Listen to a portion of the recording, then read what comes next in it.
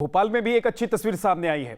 यहां एक cycle mechanic लोगों के घरों को मुफ्त में सैनिटाइज कर रहा है। ये स्कूटर पर जाकर लोगों के घरों को सैनिटाइज कर रहा है। संवाददाता शुभम गुप्ता की एक रिपोर्ट आपको दिखाते हैं। ये कोरोना काल है। इस कोरोना काल में हम देख रहे हैं कि हर ओर एक लूट सी मची हुई है। हर चीज़ महंगी है और हर कोई शख्स इस वक्त ऐसा लगता है कि पैसे कमाने में लगा हुआ है। मगर कुछ योद्धा, कुछ लोग ऐसे भी हैं जो इस कोरोना काल में तन मन धन से समाज की सेवा कर रहे हैं। ये शख्स जिसे आप देख रहे हैं, इनका नाम विजय है और ये कोरोना पर विजय प्राप्त करने के लिए अपने घर से बाहर निकले हैं। ये इनका वाहन है और इस वाहन के ज़रिए ये पूरे भोपाल में निकलते हैं और इस तरह से अनाउंसमेंट करते हुए लोगों से अपील करते हैं कि मास्क लगाएं और सैनिटाइज का इस्तेमाल करें। ये देखिए, फ्री सैनिटाइज ये करते हैं। अपना नंबर इन्होंने लिखा हुआ है, अपना नाम लिखा हुआ है और आप देखिए, ताज्जुब की बात यह है कि इस कोरोना की वजह से ही इन्होंने अपने पिता को खोया है। इनके माता पिता और ये खुद तीनों ही कोरोना से संक्रमित हुए थे, मगर उसके बाद उनके पिता को नहीं बचा पाए और इसी तरह से ये रोज़ाना भोपाल शहर में निकलते हैं और इस तरह से इसे सैनिटाइज करते हैं। जहाँ पर भी इन्हें कॉल आते हैं या जो ज़्यादा संक्रमित जगह होती है, इनसे बातचीत करते हैं। विजय जी, आप कोरोना पर विजय प्राप्त करने के लिए निकले हैं, कब से ये कर रहे हैं और क्यों कर रहे हैं? कोरोना मुक्त भारत अभियान ब्रह्म कुमारी टीला संचालिका सीमा दीदी मार्गदर्शन विगत 1 वर्षों से लगातार जारी है।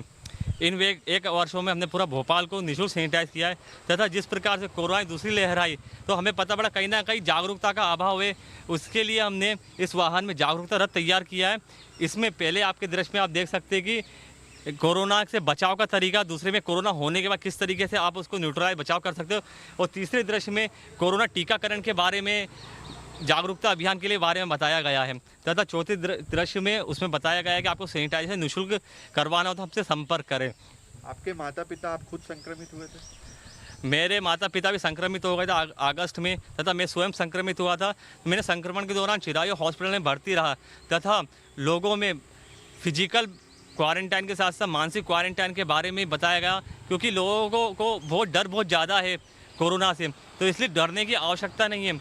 आप संयम बरतिए, अपने दिमाग को स्थिर रखिए। अगर आप डरोगे तो शरीर। घर में भी किसी तरह की कोई हानि हुई, जन हानि इस कोरोना की वजह? इस कोरोना में मैंने अपने पिताजी को खो दिया, जो कि मेरे प्रेरणा स्रोत थे और वह डिफेंस में थे और डिफेंस में रहते के दौरान हमारे घर पे भी एक मिलिट्री का माहौल था और पिताजी कहते थे कि लड़के मरने से अच्छा है कि डर के मरने से अच्छा है कि उस चीज़ से लड़के मरो।